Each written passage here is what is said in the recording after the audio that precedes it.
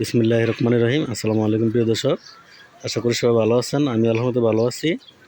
তো এখানে একটা বায়োগ্যাস প্লান্টের 3 ইঞ্চি গাঁথনি দেওয়া হচ্ছে। এটা হচ্ছে কুমিল্লা জেলা মুরাদনগর উপজেলা। এই প্লান্টটা হচ্ছে 200 মিটারের। তো এই প্লান্টটার আজকে থেকে ডোম শুরু হয়েছে। 3 ইঞ্চি গাঁথনি।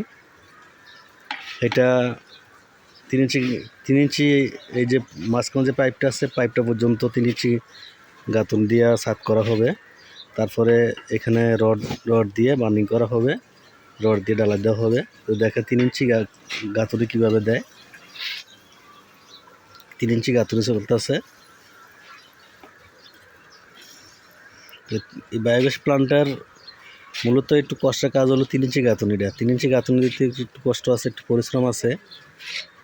এটা দেওয়ার একটু কঠিন ব্যাপার।